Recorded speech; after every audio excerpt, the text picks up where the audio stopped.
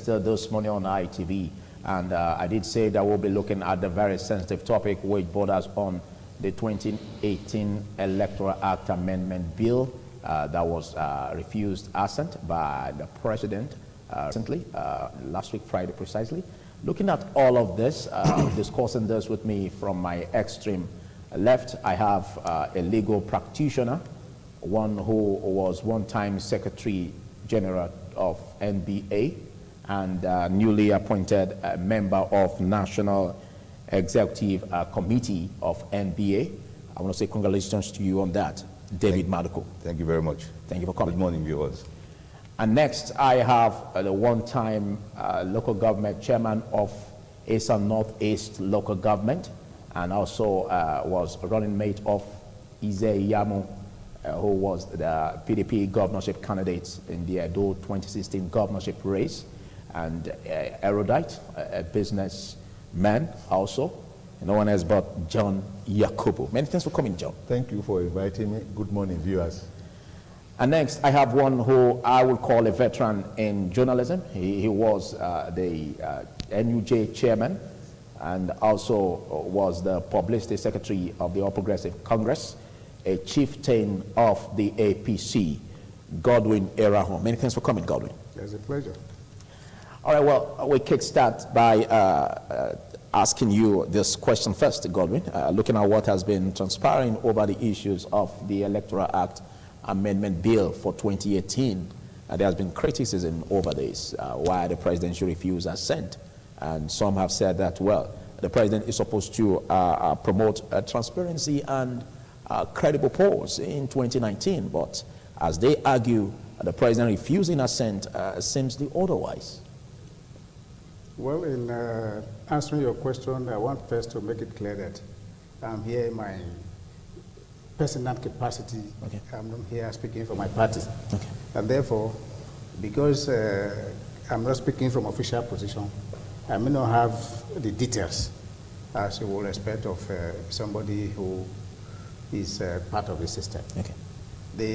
From what I have read, and to some extent from what I know of the president, I'm sure that he's still very committed to transparent process in the election. And I am also very sure that whatever that may be preventing him from assenting to the bill may have some good reasons or element of public interest in it. For example, I read, they said, even the card reader that people are saying, oh, the presidency really want it. That they are the one who want it most, because at a stage where it was omitted, the presidency drew their attention to it and had that it should be included. That's what they claim. That's what they said happened and all that. And I also believe that they're talking about discrepancies in some of the draftings and all that. So yes. They're saying that when you allow so much discrepancy in the system, and whereas you have the opportunity to correct those things before the presidential assent, it is always better to correct it so that you don't create problem that will lead to some legal tangles and whatever. Okay. The idea of, oh, why not why not assent to it, let the interpretation and corrections be left to the judiciary. It's still something that some school of thought believe that is not what a responsible president should do, because now that there's still time, there is an opportunity to do it, they also should do whatever they want to do. And the president is also saying that some of the clauses that were introduced into it was coming too close to election, and therefore, if they go ahead to do it, it's also going to create friction, some frictions and a crisis in the system. All this, speaking as an individual, I give them the benefit of doubt. I just hope that they will be able to harmonize and come out of this kind of confusion in the interest of Nigeria. Because whether election is rigged in your favor or against you, it is unpatriotic and it's not in the interest of this country. Nigeria and Nigerians deserve popularly elected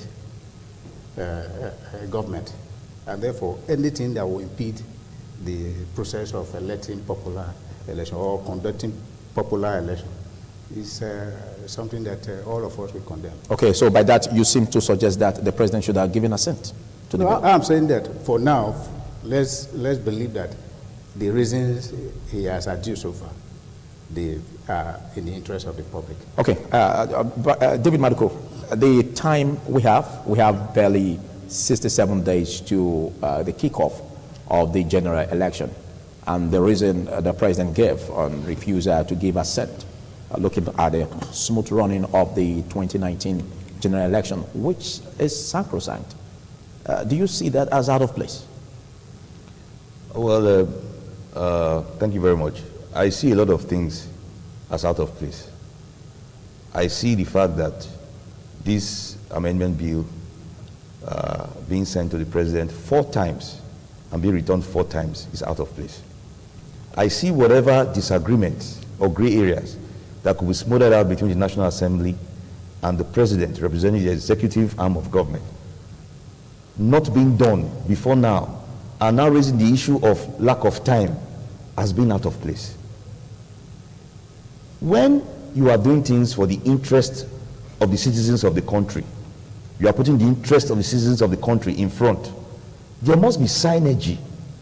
There must be a willingness to work together to achieve that.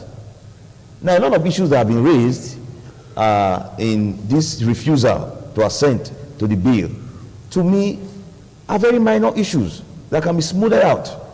And the spokesman for the National Assembly indeed has confirmed that those issues have been smoothed out. I think his name is Hafiz or something. That those issues have been smoothed out. Leaving the main issues of the card reader, introduction of electronic means of conveying election results from the polling stations. Yes. Those are the main things that we ought to look at. And the proponents of the amendment are saying that these are the things that have been proposed from the problem that have been emitted from the 2015 elections. What have been noticed? Cases have gone to court. Courts have made pronouncements to say, look, issue of card reader is not backed by law, it's not backed by statute. So they've tried to introduce this to say, okay, let it be backed by statute to block those loopholes. So they should. Let me give you a clear example. President Ado of Ghana, yes, is working in synergy with the National Assembly of Ghana on Section 55 sub 3 of the Ghanaian Electoral Act. To do what? To introduce municipal council executives for the smoother running of the electorate of Ghana. And they have gone so far. They have synergized. They had differences, no doubt, but they worked together with synergy to get this thing up. And I tell you that before no time, that will pass into law. So I expect that kind of commitment and that kind of, show of national interest over any other entry, including party, including personal. But it has not been shown here. My emphasis is on the fact that the president, with all due respect to our president and commander-in-chief, instead of us hearing that this thing has been sent to him 4 times, it has been returned 4 times, we should be hearing of things like, well, he has been able to either set up a committee or meet with the gravity of the enormity of this case, meet personally with the National Assembly, and they should be able to smoothen out these gray areas. My brother, I think personally that the issue of card readers is fundamental. Okay, but looking at the time limit, just barely 67 days to the general election. Yes. Don't you see it as a legal issue? It is a legal that may affect it is a the smooth running of the it is a general legal election. issue, but let me tell you something, sir. Law was made for man. Man was not made for law. We should not foist circumstances and situations on ourselves that create helplessness. In the amendment itself, if they had put their heads together with a view to making things move for the country, that could have been taken care of. Even the time itself was set by law. The time itself can be amended. It was set by law. Okay. So you don't box yourself into something. The important thing now is intention, sincerity of purpose, to show that we are ready to make acts that will give you a free, fair, credible, and transparent election in this country. That is what we need. Okay. That is what the presidency and National Assembly should put their heads together on the way forward for the country. Thank you. John Yakubu, what's your argument in this? Because, democracy in Nigeria is sacrosanct, that it's expedient that we must have the growth of it. Do you see this as tampering with the growth of democracy in Nigeria? Well, you have said it all, but that's your last statement. If we must move forward, we have to appeal to the party EPC and to our dear President Muhammadu Buhari, to allow democracy to grow. But let me quickly say here that, like my elder brother said, I'm not the spokesperson of APC, but let it be known that whether he's the spokesperson or not, he's a bona fide member of that party and he has not decamped. So if he's speaking here, he's speaking on behalf of himself and his party. I'm not the spokesman of PDP, but I'm here by the grace of God representing myself and also representing my great party, the People Democratic Party. So if the APC is pulling Nigeria backward, haven't reached where we are, we should be bold enough to tell the truth. So, because what we're saying here is not for the benefit of three of us, it's for the benefit of the entire nation. So if a party, whether in power or out of power, is pulling Nigeria backward, we should be bold enough to say it, so that by tomorrow, posterity will be positive about us. The proposed amendment we're talking about was not made by PDP members in the National Assembly. It was both made by both the PDP members and the APC members. Haven't come to the conclusion that without this, let's have a good election by having this law amended.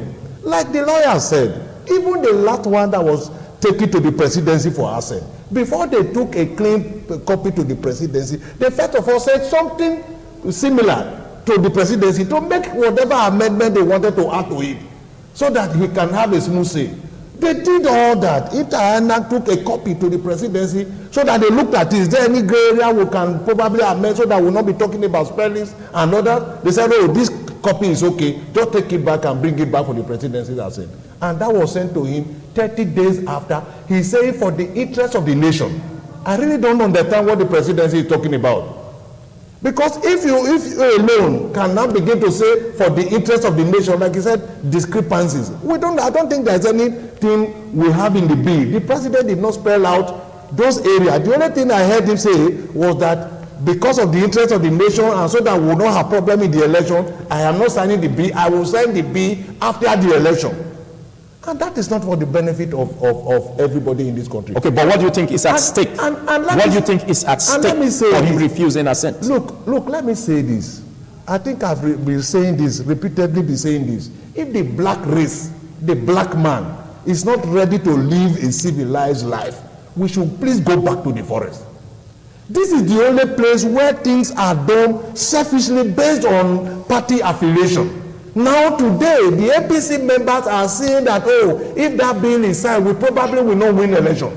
We probably will not win the forthcoming election. So presidency, don't sign the election. How do you now imagine a senator who voted for that bill, who was part of that bill on the floor of the Senate, a day after the presidency refused assent, is speaking against the bill?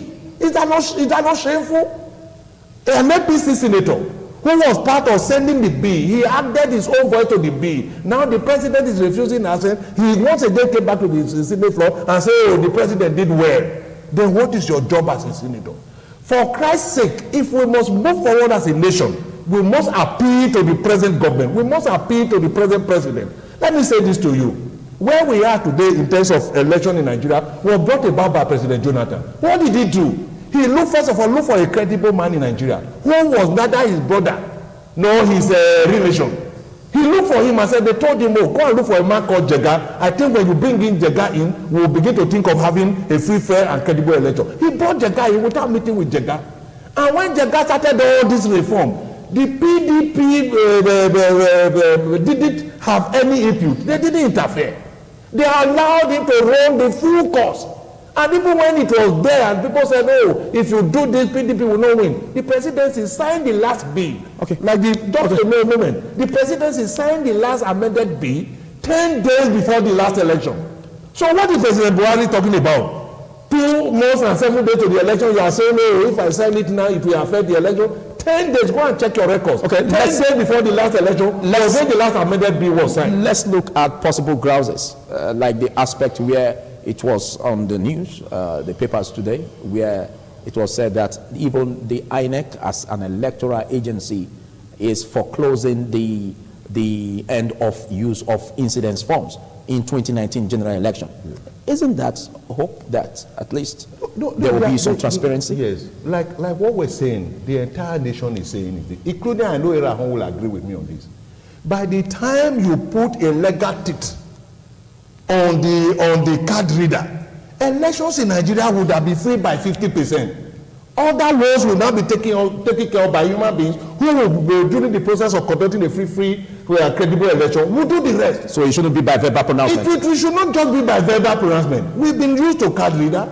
By the use of card reader, I can tell you as a practicing politician, introducing card reader had first of all reduced the election rigging in Nigeria by about 40%, because you now have to pass through a process of accreditation where you look at areas where permanent voter cards are not being collected. Most of those persons who have not collected their permanent voter cards are those who register twice. And if you collect a second voter card, you would have been rejected. So what we are saying is this: we want to appeal to them in all honesty and sincerity.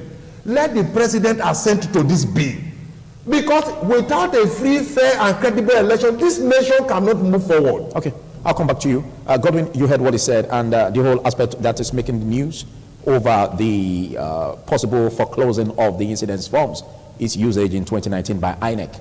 And then this other fear that the ruling party, which we're a member of at the federal, the central level, could also be using that to deploy a lot of underage voters, as alleged, in the north. Do you see that as a fear that should be nursed? Well, I don't know how the issue of underage voters can be restricted to any particular part of this country. I don't have enough details or evidence to be able to agree with you on such a... Not agree with me. I'm not holding that argument as alleged by some who hold the argument. Let me agree with John on the importance of card readers. And let me also say that the use of card reader is one aspect of the amendment process to which APC as a party is seriously committed, from what I have seen. And from the presidency, they are not objecting at all to the use of card readers. And also not objecting to the use of, as in the elimination of incidence forms? If they were, once the issue of card reader is being promoted, then it will discourage the use of incidence form. So I believe that providing enough card readers for each unit will even be enough to eliminate the issue of incident forms. But don't you also think that there needs to be some legal backing, like he said? The pronouncement by INEC isn't really enough to tie the knot. Very, very important. Okay. So I believe So if you say it's very important by the virtue of the president refusing assent, isn't that a setback? No, if there are other areas, like the issue of discovery, I don't think that is a bone of contention at all in this current process. For example, I also read the presidency saying that making it compulsory for them to transmit a result. Yes, from the polling units, yes, to the center. We also create problem because it is not in all part of the country that you have internet services. That's one of the reasons they have given. But is that not part of the reason why such much money was voted to INEC in terms of deploying these gadgets so that it can go across the political landscape of the country? Deploying the card readers is different from having internet services. INEC is not the one to provide internet services. So, but why should we be afraid of that now? So if you're saying that because some other areas particularly the remote areas, our own rural areas where there are no internet services, may suffer some disadvantages if you adopt a system that will favor areas that are having internet services over and above those who are not having. Those areas that are very, very serious, that are threat to the system. They can even do away with that, but the card reader is very, very, very important. The omission entirely of the incident forms can be effected by increasing the number of card readers per unit. If, for example, instead of saying a card reader will accredit 500 voters, if you reduce it to 200 or 250 per voter, the process should be faster. Yes. That's the way I see it. Okay. Back to you, David. He just spoke about internet setbacks. Yes. And we are a developing nation. Yeah. I think we've not been able to really have a handle on how to solve that. What do you think? Yes, thank you. Before I get to that, let me just quickly make this point of note. My two elder brothers here, Sarah and Mr. Yakubu, are very, very seasoned politicians. So there may be a likelihood of talking a bit like a politician. I want to extremely disagree with Mr. Erahon that on the issue of the card readers, and that the APC party is encouraging the use of card readers. You cannot be blowing hot and cold in the same place, sir, with all due respect. The body language, they say action speaks louder than words. I mean, we have gotten to a stage in this country where we should tell Nigerians the truth. We should be open. I'm not a politician. I'm a legal person. I have the freedom to say how I see things objectively. Now, when a teacher marks the answer script of a student in the school, the teacher does not say because the student passed number 1, 2, 3, 4, 5, failed number 7, 8. Oh, he has failed everything. We're talking to Nigerians, educated people, enlightened people. Let's give them benefit of doubt. The president's body language has not shown what my respected elder brother here is saying. It has not shown that at all. If you agree with the card reader issue, and you agree it should be backed by law, you should take that one. So, okay, I approve of this one. Okay, now I'm coming, sir, please. This is very important. Okay. And the ones you do not approve of, you can leave that in there. Say, no, I don't approve of this one. These ones I approve of. You now say because of the ones you don't approve of, even the one you approve of, take everything back and I've declined ascending to anyone. I mean, we are reasonable people here. The president has refused to assent to all the proposed amendments. If there's anyone that's agreeing with, he should have indicated that I agree with this one. Don't forget that he is the number one figure in the party, being the presidential candidate and the sitting president. You say, I agree to this one. That will be approved. But the man has not agreed to anyone. And we are telling you that this amendment, Theresa May, as British Prime Minister, has said that the only way to have free, fair, credible elections is to make the rules of engagement refined. Let's refine it. And this is a part of the issues that will refine the rules of engagement. And you are saying, no, don't do it. Okay, now that the president vetoed it, and there's this whole issue that is really polarizing as it has been seen in the National Assembly, and it's expected that they will be having a sitting today, and they say that, well, that will be on the front burner. But if the president, just as he has refused assent, what do you see as the legal implications or the possibility of vetoing the president's decision or refusal to give assent? It is very clear. Is it possible? Yeah, it's is very legal. Yes, you see, but it's very clear that the National Assembly, they are not eager to toe that part. They are not. A lot of people, including a senior people of Nigeria, Lisa Bakoba, has called on them to veto it. Forget about the president. But you see, they are sluggish. And so you don't see that for coming? Yes, I don't. They have their reasons why they are sluggish. Is it not possible that probably they may not be able to get a two-third majority? It's possible. There are different possibilities that are open. But the Senate, under the leadership of Bukola Saraki, and the House of Rep under Dogara, it's clear that they are reluctant to toe that extreme part of saying, okay, we do it with the president. And I support them in that regard. They are still trying in their own way. You support them in what? Yes, because there may be consequences we cannot see now. Okay. The people say that it's not the person that goes to police station first to report a case that wins the case. So there are some extreme actions you don't just take just for the fun of it. Yes. They are being careful, which I encourage. They have been extending to the executive that, look, let us work in synergy. I gave you the example of the issue in Ghana. Let's work in consonance. This is for the interest of Nigerians.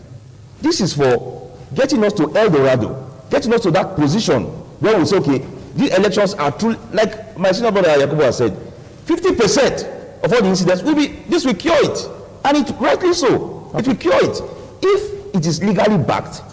We will see all these incidents of people having 2-3 voters cards and all. That will be cut off. Okay, thank you. And the issue of underage and all that will be totally cut off. Thank you. The issue of electronics is another issue. All right, that I have to I'll come back to that. John Yakubu, there's a major issue here that is still on the floor of the National Assembly. Two-thirds majority to make that pan out as vetoing the president's decision. Do you see that as possible? Well, let me quickly say here, in short, because of party affiliation and because of what the APC is asked to do with its members in the House, it might be difficult to get, not because of the benefit of the people of this country. Like the barrister said. Or you are quick to assume. No, let's say this. Let's get this true. You seem to look at the ruling party as being desperate. No, I'm first of all a Nigerian before being a member of PDP. Look, like he said, let me clear some areas. Don't forget that the fourth time DB got to the presidency, he said, look, you have reordered election. I don't want A, B, C, and D. Go and take it off. The National Assembly accepted the B back, and they took it off. And so, this is not needed by the president. So we have no power to reorder the election. We have no power to do A, B, C, and D. The second time the B went, he refused Assent. I said, no, you have done A, B, C. Go and remove it.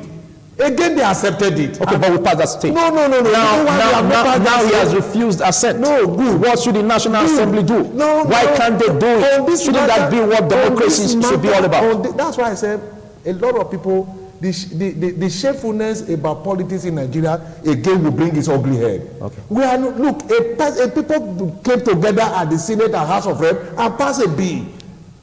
Now that Assent has been refused by the president, you will see the members of the APC now saying, like I said earlier, oh, the man did well. The bill that you pass as a sitting senator, looked at it properly, even before sending it to the presidency, you have sent an advance copy to him to make corrections. Okay, but do you see this as hopeless? No, it's that cannot be corrected even by the National Assembly. Over the past 3 years, APC have brought hopelessness on this nation. No, I'm not talking about the party. I'm talking about the lawmakers, because we have the legislature. You cannot separate and there are procedures. There are procedures. If the National Assembly has to have its way in terms of vetoing the president's decision. Hold on. You cannot separate the party from the senators and members of the House of Reps now. That's why the issue of hopelessness is coming in. I have just told you earlier that a man who passed a bill for Assent is like the lawyer will say, he's against blowing hot and cold. The hopelessness brought upon this nation by this party will again come up in the House either by today or tomorrow, because members of the APC who earlier assented to that bill, who earlier joined other members to say this is the right thing to do, will now begin to argue on the part of the president. Is that not foolishness? And so the House will be divided? It definitely be divided. Let me tell you, in other advanced countries like United States, although we don't want to quote it, before such a sensitive bill will go to the president, members of the party would have been properly schooled to either join or refuse.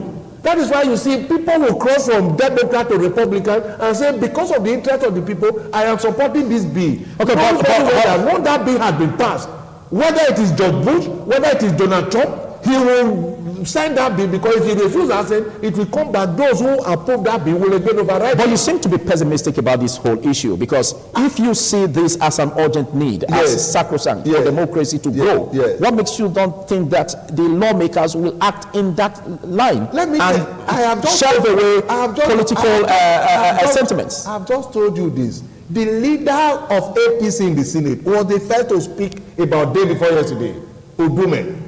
that, oh, we thank president for not assenting to the, I mean, it's shameful for not assenting to the bill that you sent as the leader of the party. What do you think he'll be doing by now? Because they've been told, do you want to win election? We have done very badly. We cannot win election on the clean slate. The only way we can win election is for you not to assent to this bill so that we can read the forthcoming election by the fifth part of this of democracy, the security. We have them behind us. So if you assent to this bill, then your election is in jeopardy. Okay. And that is why the APC members in both the houses of the House of Rep and the Senate will not want to veto that bill, because they are not doing it for the interest of this nation, they are doing it for their own personal selfish interest. Okay, thank you. Well, let's progress. Let's look at the aspect of the 2019 elections, because the whole issue about the National Immigration Service revealing the aspect of about 700 voter cards that were in possession of foreigners. Isn't that an urgent need for this issue to be visited and, if need be, trashed out before the National Assembly as regards vetoing the president's decision? Well, I believe that whatever we find as impediment to free and fair election, and particularly having, if it is true, foreigners coming in to impersonate as Nigerians.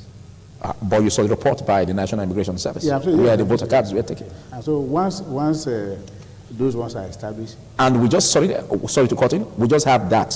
What about others, many that are in the possessions of other persons that have not been retrieved, who are not citizens? All such fraudulent acts or whatever steps that have been taken by people, yes, who want to jeopardize the system or discredit our election, the government and all the agencies involved should do everything possible to ensure that such do not succeed against the wish of Nigerians.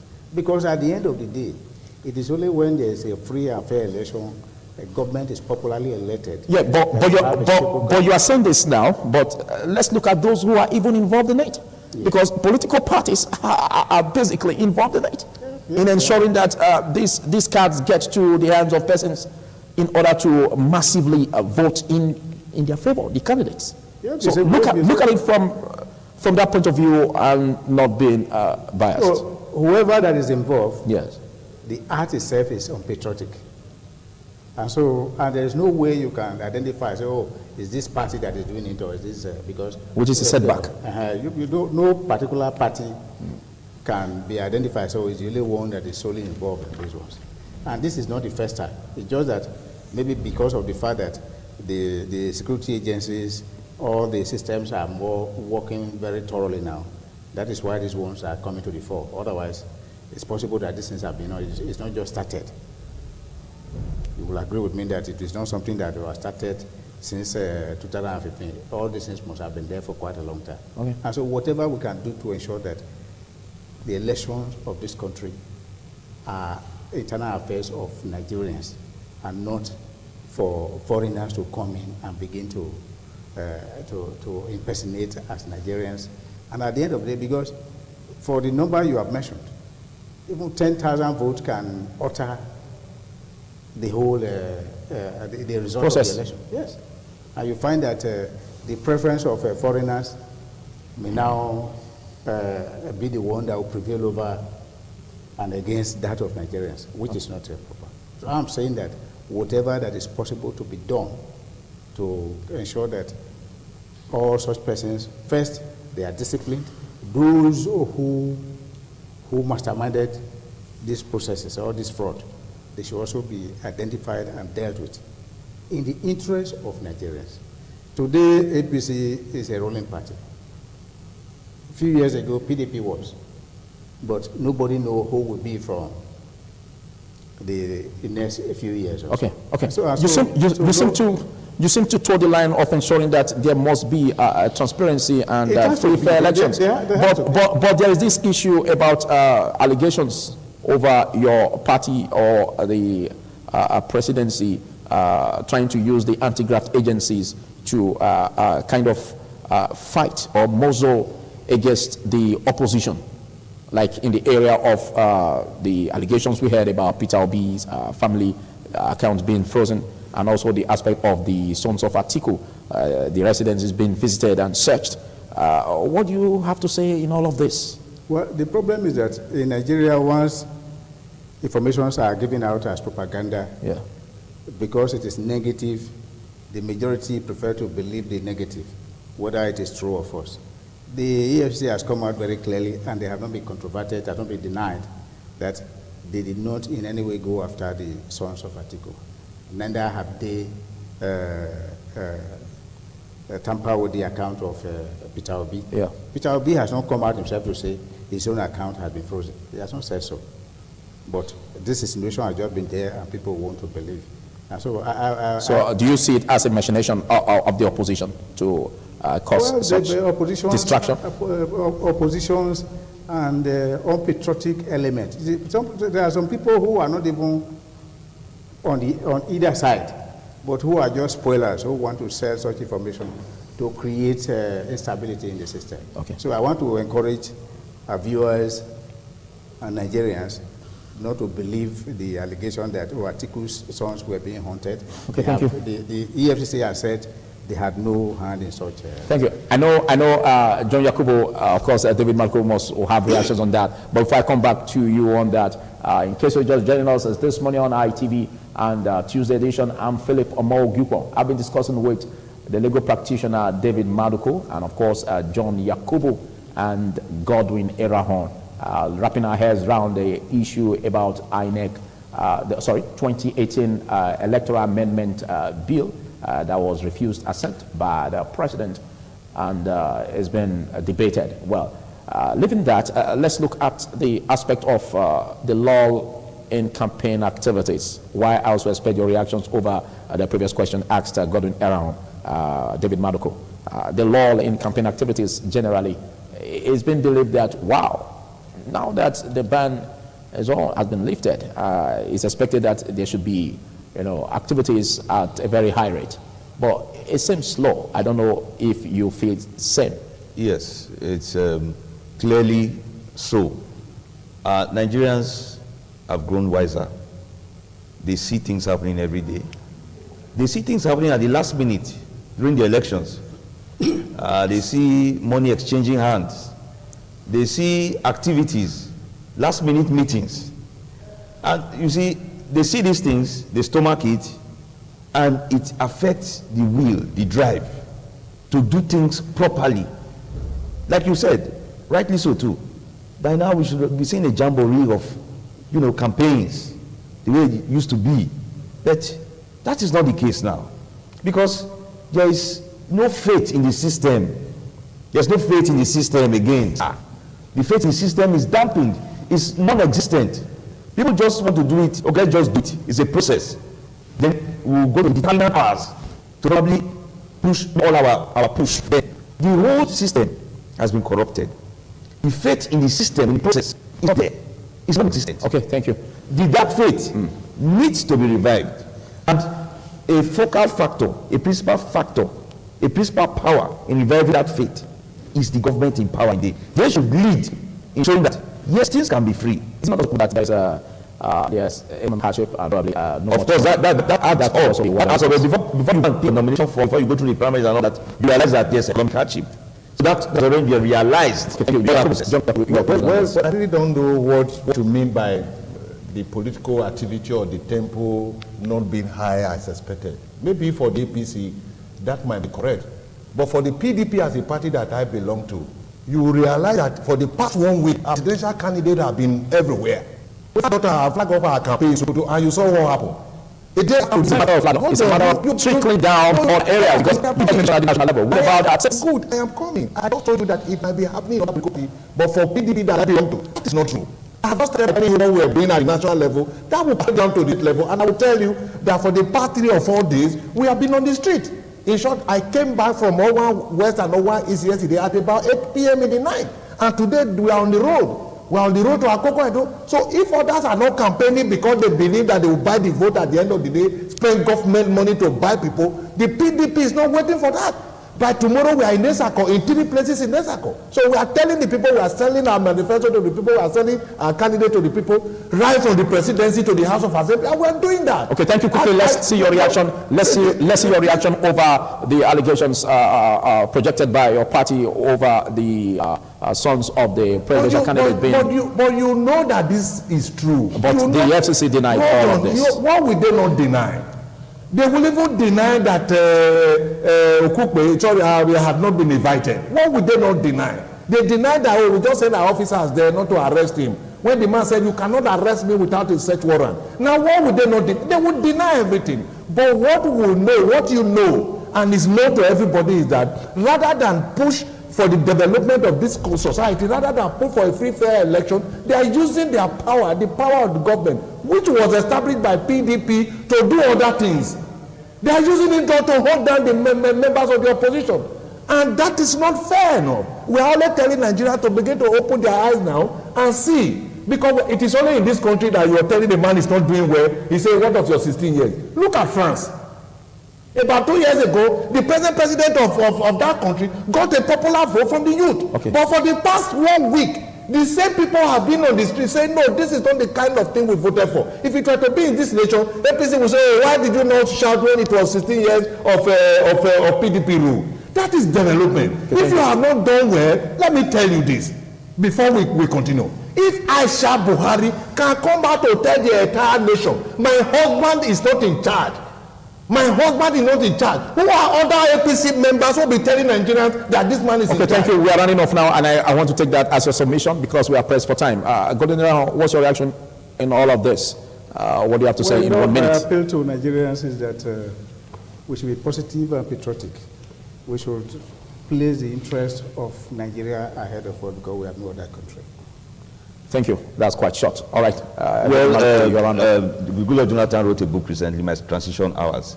He talked about what he did to make a decision. He walked away, left everybody, and went to make a decision between him and his God. He made a phone call to Buhari and said, congratulations. If you go back to JF Kennedy, to avoid Third World War, he left his cabinet. He walked into the sea, made a decision, called the Russian president, made a proposal, and he averted that. My advice to my president and commander-in-chief is to please take a walk, leave everybody, leave APC, leave PDP, leave all, and think, what is it in it? What is the best interest for Nigerians? And take a decision. That's thought-provoking.